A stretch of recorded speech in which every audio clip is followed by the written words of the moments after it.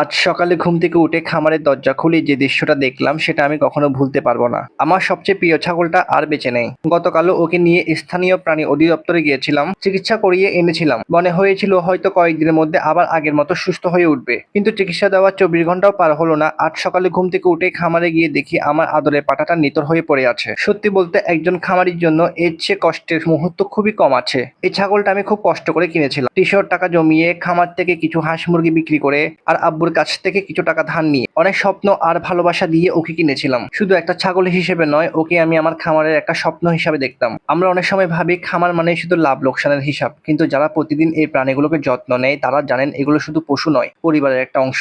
ওর মাথায় হাত বুলিয়ে দিয়েছি, সময় মতো খাবার দিয়েছি, অসুস্থ হলে চিন্তা করেছি, সুস্থ হলে আনন্দ পেয়েছি। তাই আজ ওকে হারিয়ে মনে হচ্ছে যেন নিজের খুব কাছের কিছু একটা হারিয়ে ফেলেছি। এর আগেও আমার আরো দুটো ছাগল অসুস্থ হওয়ার পর একই জায়গা থেকে চিকিৎসা করিয়ে নিয়েছিলাম, কিন্তু আল্লাহর ইচ্ছায় সেগুলোকেও বাঁচানো সম্ভব হয়নি। আমি কাউকে দোষ দিতে চাই না, কারণ জীবন মৃত্যুর মালিক একমাত্র আল্লাহ তাআলা। হয়তো রোগটা অনেক জটিল ছিল, হয়তো আমার কোথাও ভুল ছিল, হয়তো এমনটা হওয়ার ছিল, কিন্তু এই ঘটনা আমাকে আবার মনে করিয়ে দিল খামারে সবসময় সতর্ক থাকতে হবে। মাঝে মাঝে মনে হয় আমার শখের জিনিসগুলো আমি বারবার এইভাবেই হারিয়ে ফেলি। তবু আমি বিশ্বাস করি আল্লাহ যেটা করেন সেটার মধ্যে নিশ্চয় কোনো না কোনো কল্যাণ লুকিয়ে থাকে। আপনারা সবাই আমার এই পাঠার জন্য দোয়া করবেন, আর যারা খামার করেন তারা নিজের প্রাণীর প্রতি আরেকটু বেশি যত্নশীল হবেন, কারণ একটা প্রাণী হারানোর কষ্ট শুধু একজন খামারেই বুঝতে পারে। এগুলো শুধু পশু নয়, এগুলো আমাদের স্বপ্ন, ভালোবাসা আর পরিবারেরই একটা অংশ।